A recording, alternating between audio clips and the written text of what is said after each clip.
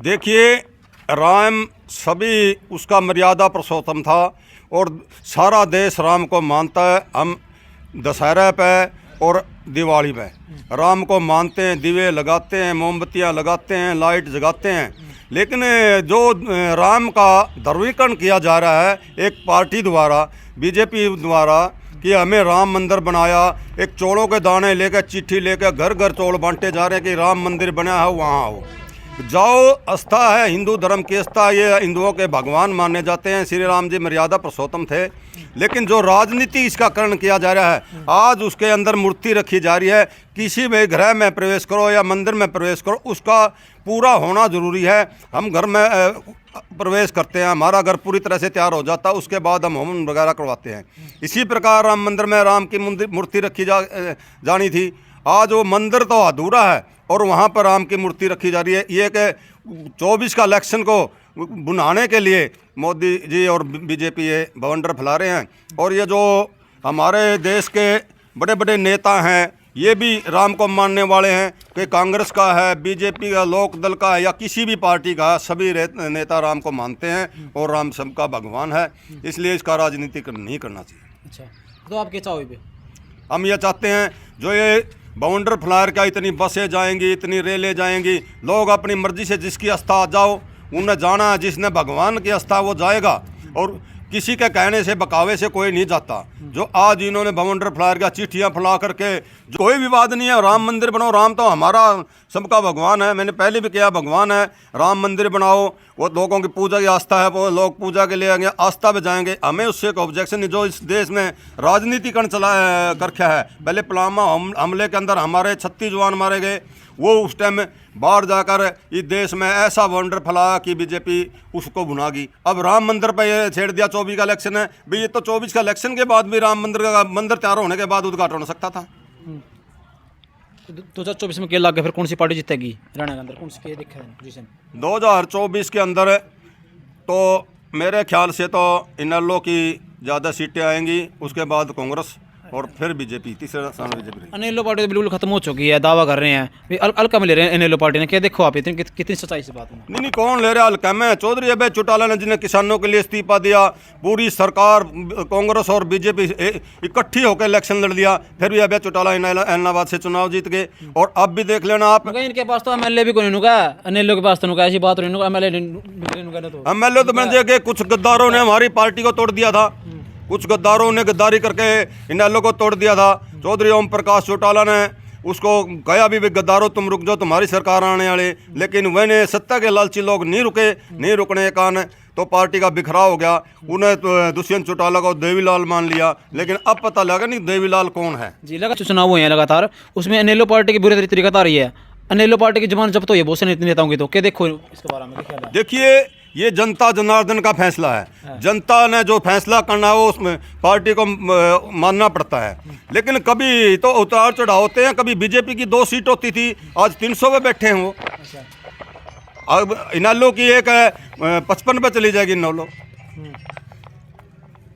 क्या देखा, BJP party और कांग्रेस पार्टी मजबूत पार्टी है, लेकिन टक्कर देना बहुत मुश्किल है इनेलो पार्टी के लिए। नहीं, कौन सी भी मजबूत है? मजबूत तो जनता है, जनता जो फैसला करती है। एक बड़े लीडर को जनता मुंदा मुंह मारती है, छोटा वर्कर को जिता करके एमएलए बना देती है। फिर क्या लगा, इनेलो पार्टी सरकार बनाने में कामयाब रहेगी? बिल्कुल बनाने में कामयाब होगी। जनता का समर्थन है। चौधरी अबे चौटाला सच्चाई के पात्र हैं और सच्चाई बोलते हैं। अच्छा, बहुत सारे ऐसे गुंडा राज चलेगा था इनेलो पार्टी में, उनका कितनी सच्चाई इस बात में? देखिए, ये तो इनका पहले भी प्रचार था, कांग्रेस वालों का और बीजेपी वालों का, आगे भी करेंगे।